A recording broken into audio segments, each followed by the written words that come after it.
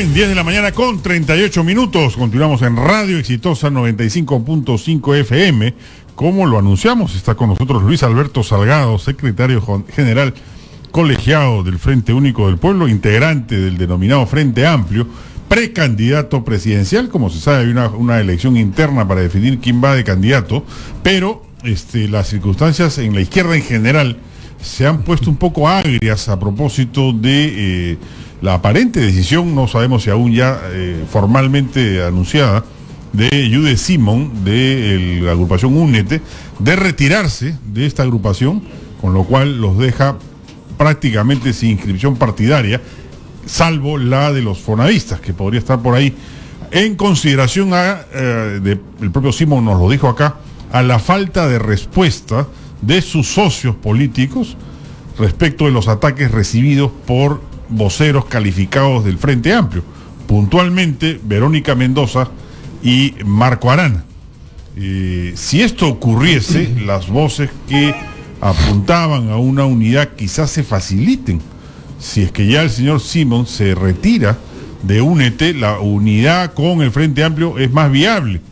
Pero inmediatamente lanzada esta insinuación, se produjo un comunicado muy duro de Únete señalando que no iban a permitir los agravios provenientes del Frente Amplio. Ese más o menos, en resumen, la situación en la izquierda. Se están peleando. Estamos con Luis Alberto Salgado para preguntarle de eso y de su candidatura. ¿Qué tal? ¿Cómo está, Juan Carlos? Muchas gracias, mucho gusto estar con usted y con sus oyentes. ¿Qué está pasando en la izquierda? Yo entiendo que haya broncas, digamos. Sí. Siempre las hay en toda agrupación política. Pero ¿por qué hacerlas públicas y poner en evidencia las fracturas internas? Bueno, pero es que esto se asume que es una cuestión interna. Esto es una cuestión de Únete con el señor Yehude Simón. Aquí hay un tema. La cosa no puede reducirse a un tema, una cuestión de la izquierda o las izquierdas. Tal como lo vemos nosotros en el Frente Amplio, dicho sea de paso, nuestra coincidencia plena y total con lo declarado por Marco Arana y por Verónica Mendoza, los dos compañeros precandidatos a la presidencia con respecto al señor Yehude Simón.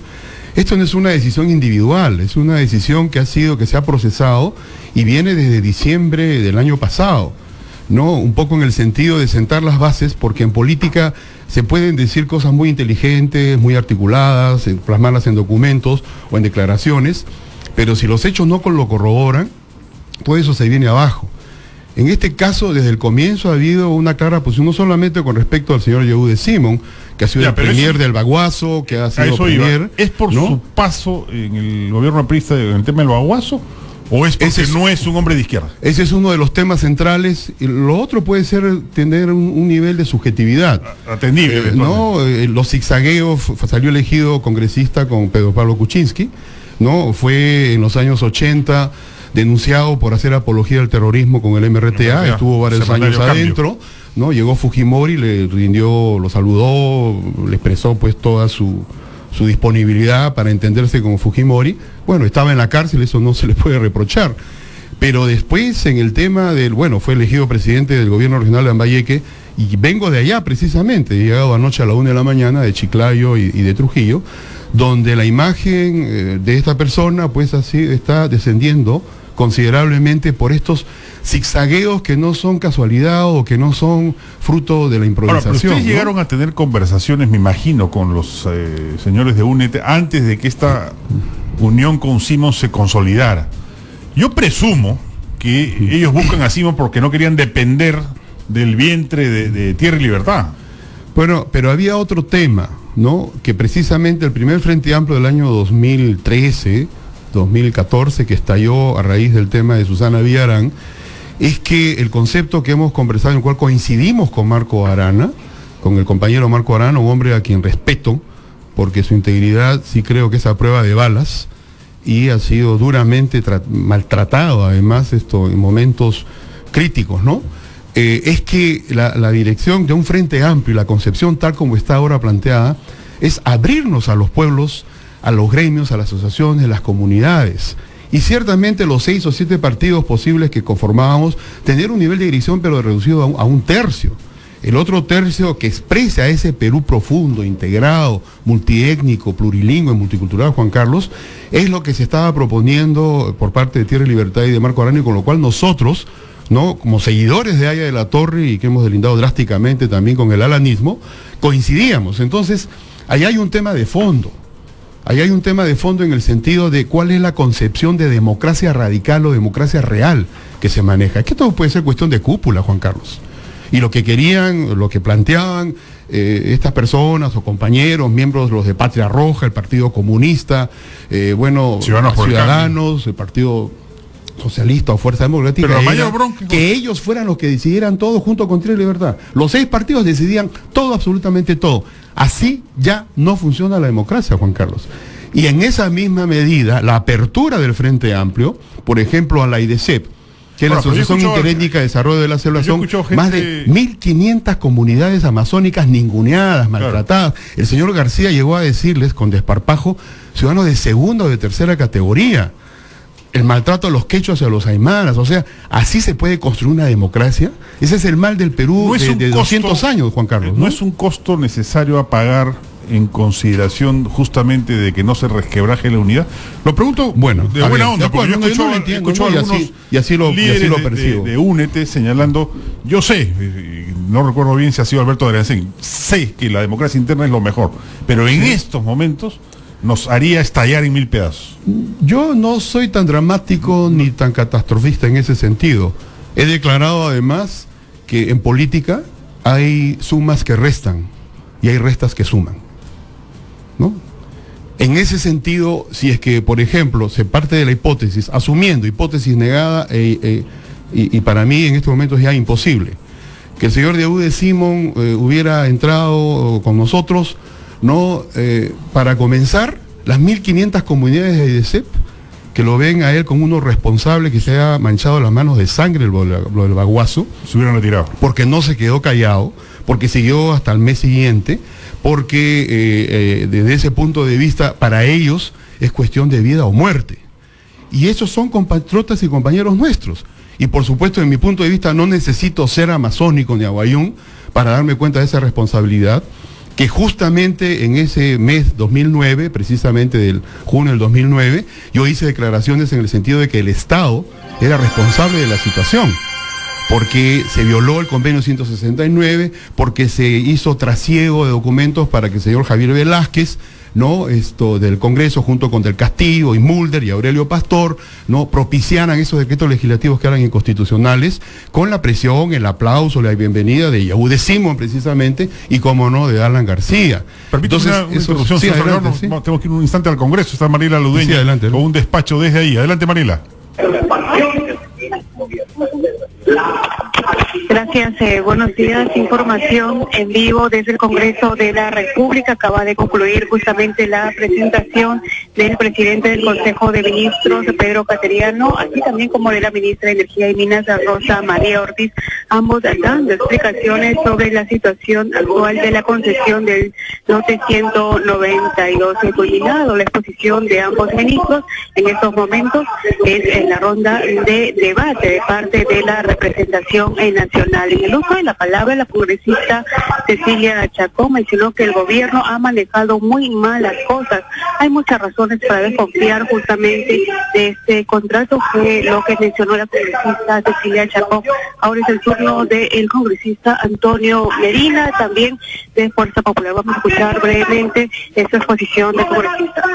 Perú explote sus recursos. Explore y explote sus recursos. A todos.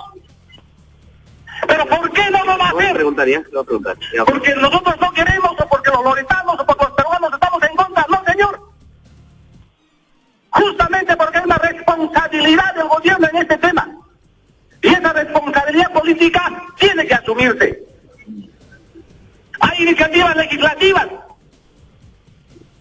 Hay decisiones que han tomado los parlamentarios respecto a este tema, presentando proyectos de ley. ¿En dónde va a quedar los proyectos de ley? Y la iniciativa ciudadana, más de 100.000 firmas que están pidiendo que Petroperú realice las operaciones. Y hemos escuchado la posición del gobierno, de que este gobierno ha confirmado que Petroperú no está en la capacidad operativa, pero sí pudo haber estado. Pudo haber han desarrollado. Se pudo haber preparado. Vamos a llorar sobre la leche derramada. ¿Qué explicación política vamos a dar a nuestros hermanos de la Amazonía, de Loreto, de Iquitos? Que somos un gobierno incapaz, que como sector no podemos desarrollar una empresa que dé las condiciones para que un recurso que de todos los peruanos pueda generar consensos de crecimiento económico y también de buen comportamiento ciudadano. Nosotros Posible entonces parte de la exposición del congresista fujimorista Antonio Medina respecto a lo que ha sido la exposición tanto del presidente del Consejo de Ministros, Pedro Cateriano, como también la ministra de Energía y Minas, Rosa María Ortiz, referente a la concesión del lote 192 en Loreto. La información a esta hora, Mariela Ludeña para Radio Exitosa. Muy bien, Mariela, muchas gracias. Muchas gracias. Bueno, continuamos con el tema, con Luis Alberto Salgado, precandidato del Frente Único del Pueblo. Los dos nos hemos quedado mirando otras imágenes a raíz de hoy ganó otra medalla de oro Usain Bolt en el Mundial de Atletismo. Lo golpea un camarógrafo. Y un camarógrafo casi lo lesiona. No, sí, lo ha golpeado la rodilla. Casi le ha podido generar una lesión, pero bueno, yendo a una carrera menos auspiciosa aparentemente como la carrera electoral. Si se va Simón de Únete y Únete retome el contacto con ustedes, ¿hay posibilidad de reconstruir? No se cierran puertas. ¿O no era esa la única No se cierran puertas, sin embargo en el Frente Amplio hemos concordado con todos los compañeros y por supuesto con el planteamiento de los compañeros de Tierra y Libertad y Sembrarte con Verónica y Julio César Barzán de la Central Unitaria y por supuesto la opinión que sabemos de AEDESEP, en el sentido de que se puede llegar a unas conversaciones pero sobre unidad programática, sobre programas y sobre compromisos concretos en lo que se refiere al tema del manejo ambiental, al tema de la defensa de los estándares internacionales en el tratamiento con la inversión, ¿no?, de la gran minería, proyectos petrolíferos, en el respeto al convenio 169, en el tema de la corrupción. Unidad, por ejemplo, con alguien como Susel Paredes, que aquí mismo también señaló que el tema Venezuela era un parteaguas entre la izquierda moderna y la izquierda anticuada y fundamentalista. Bueno, esos son ataques ya gratuitos que hace la señora Paredes, yo no voy a responderle a ella, pero en eso sí tenemos muy claro, en el tema, pero a ver, ¿cuál es es una pregunta cargada de respuesta? Sí, bueno. ¿Cómo si nos dicen fundamentalistas, y es fundamentalista Verónica Mendoza, Marco Arana? Bueno, yo también soy fundamentalista, ¿en qué sentido? Entonces no se crean esas condiciones. Además Susel Paredes deslizó algo de su cercanía con el señor Pedro Pablo Kuczynski y dijo que Alan García es un genio, además, ¿no? O sea, estas son cosas, Juan Carlos, que no pueden pasarse por alto. Ya, pero el tema de Venezuela ¿es un tema de discusión interna? No en el Frente Amplio, sino entre las izquierdas. Bueno, entre ellos, supongo, nosotros somos izquierda democrática, ese es el aprimo histórico de ahí de la Torre. Y ahí tenemos muy claro el concepto de democracia o dictadura. No se pueden copar los estamentos del Estado ni los poderes del Estado. Tenemos muy claro en ese sentido, reconociendo, por supuesto, los temas relativos a distribución de la riqueza. No nos olvidemos que, por ejemplo, Fidel Castro fue una respuesta a la Cuba corrupta, ¿no? A la Cuba corrupta de Batista, y Fidel Castro entró y al comienzo no era comunista y después se transformó en una dictadura. ¿Quién va a negar eso? En el tema de Venezuela algo parecido. Hugo Chávez llega al gobierno por este denso proceso de corrupción, ¿no?, de los COPEIs y de los ADECOS. ¿Quién lo culpa ahí en ese sentido? Pero luego el ejercicio del poder con una situación de copar, de controlar, eso obviamente uno levanta las cejas y cada uno vive su proceso y nosotros tenemos muy claro. Ahí en la Torre nos solía decir, y lo internalicé a los 16 años, no, la democracia social de PAN con Libertad supone el ejercicio pleno de la libertad, de los derechos humanos con justicia social. Y nos decía, la Unión Soviética nos dice, te hago justicia social pero dame tu libertad. La China comunista o la Camboya polpotiana, donde estuve como funcionario de Naciones Unidas en el año 93, ¿no? La justicia, decía, para todos supone el aniquilamiento, si es necesario, del 50 o el 60% de la población. Ahí tenemos muy claro, Juan Carlos, y puede haber un énfasis que puede haberse hecho en su momento, pero en lo que a nosotros se refiere, eso está clarísimo. Entonces, de ese punto de No vista, pues, es inaceptable que una políticamente señora... adecuadamente la Verónica Mendoza el énfasis donde debió colocarlo. Bueno, yo no voy a criticarla, posiblemente, ¿no? Eso, no he conversado con Verónica sobre esto, pero estoy seguro que coincidimos en este concepto de una democracia cabal. A nosotros no nos cuentan cuentos respecto de ese sentido en lo que se refiere a la persecución a los apristas verdaderos, a los que no hacían faenones, a los que respetaban la palabra, a los que vivían con austeridad. Los persiguieron dictaduras militares, los torturaron, los metieron a la Siberia o a la Lobera en el frontón. Entonces, eso es lo que se llama un martirologio que da sabiduría y que enriquece en la mística. Entonces tenemos muy claro este concepto, Juan Carlos, y en ese sentido no tenemos dudas. Entonces es inaceptable que una señora ponga en labios de terceros, ¿no?, y califique de fundamentalistas, agraviando ya y creando condiciones de confrontación. Entonces, desde ese punto de vista, realmente... ¿Las conversaciones con el grupo de Únete se han roto por completo o hay algún...? Bueno, yo tengo amigos en Únete, usted mencionó uno de ellos, ahí está Manuel Larme, Rosa Mavila, el mismo Salomón Lerner,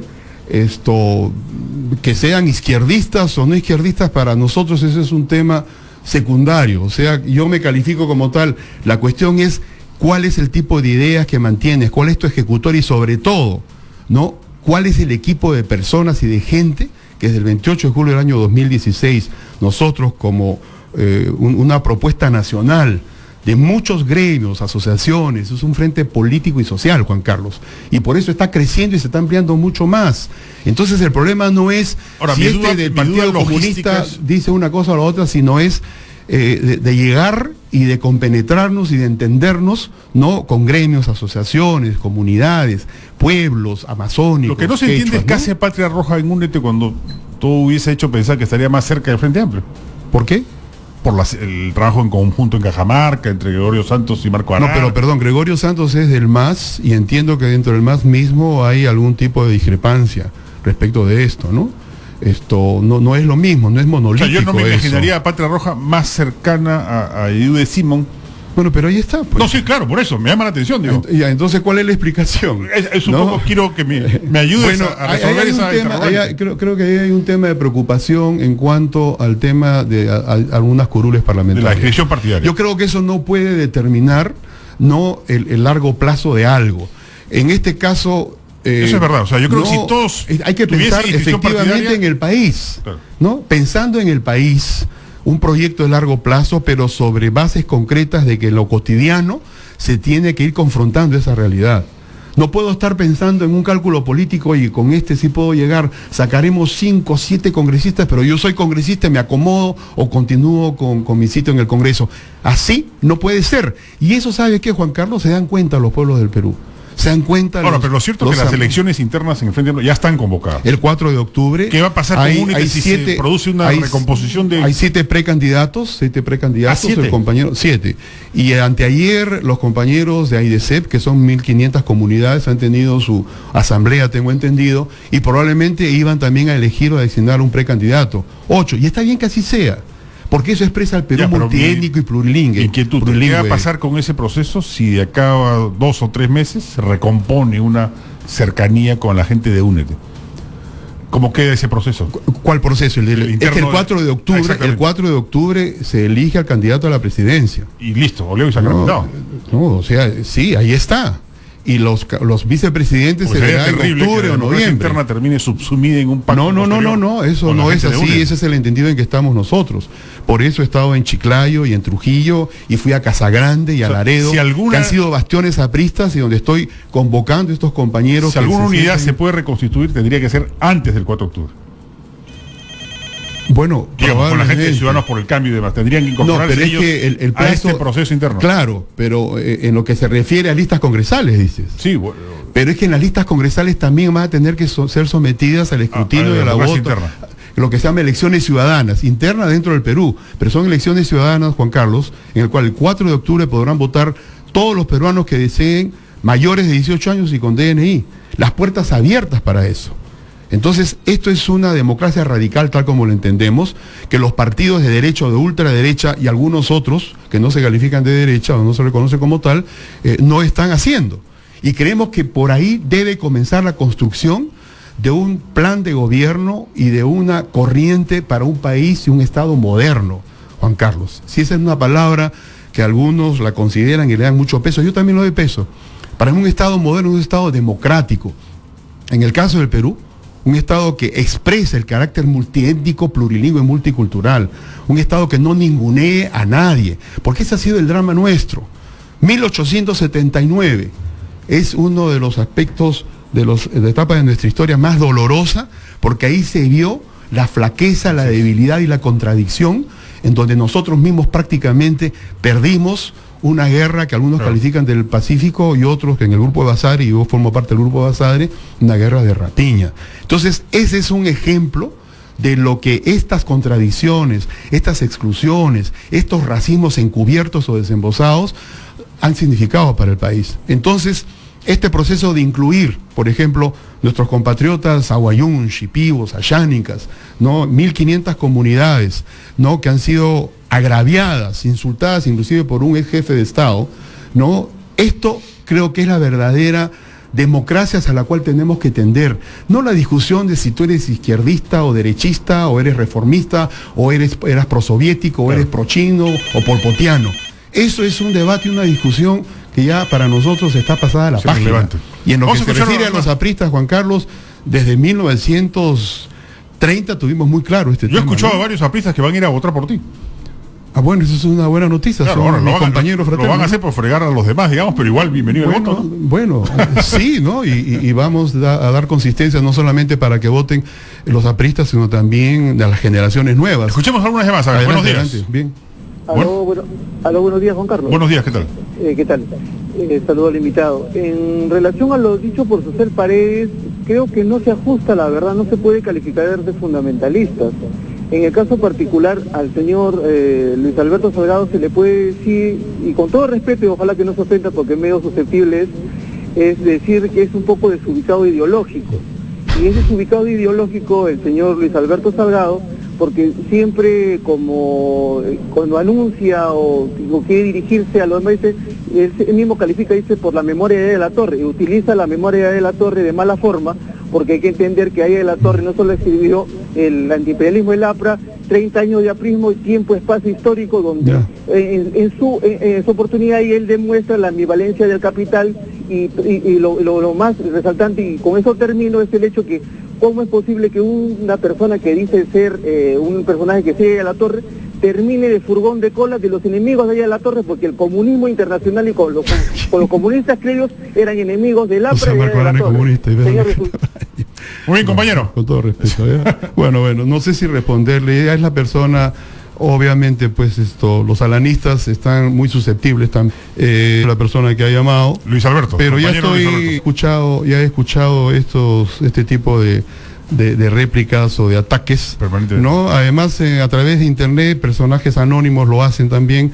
Cada uno sabe, y discúlpame, pero a mí no me van a dar lecciones de antiimperialismo ni de respecto de Aya de la Torre, ¿no? La lectura de los libros y la integralidad del pensamiento de Víctor Raúl, las conocemos algunos que estuvimos varios años de cerca de él, y que inclusive en mi caso llegamos a presidir el Centro Federado de Derecho en elecciones libres, abiertas en el año 76, para contento y para satisfacción serena y fraterna de Víctor Raúl Aya de la Torre. Y nuestra distinción es muy clara. Si justamente estamos distinguiendo que en UNET están los camaradas en los cuales tengo amigos, ¿no? El Partido Comunista del Perú, el Patria Roja, ¿no? Y no están precisamente en el Frente Amplio, que es lo que está diciendo este amigo que ha llamado, ¿no? Esto que Marco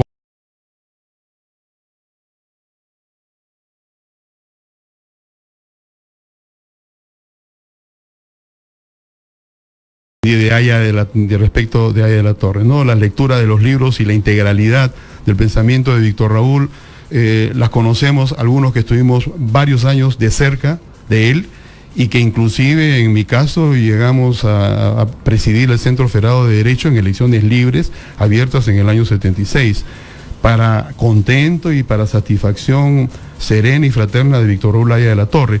Y nuestra distinción es muy clara. Si justamente estamos distinguiendo que en UNET están los camaradas en los cuales tengo amigos, ¿no? El Partido Comunista del Perú, el Patria Roja, no, y no están precisamente en el Frente Amplio, que es lo que está diciendo este amigo que ha llamado. No, esto que Marco Arana y los compañeros de ESEP son comunistas. General colegiado del Frente Único del Pueblo. Nosotros, muchas gracias. Sintonía. Estamos en Radio Exitosa 95.5 FM. Nos vemos mañana.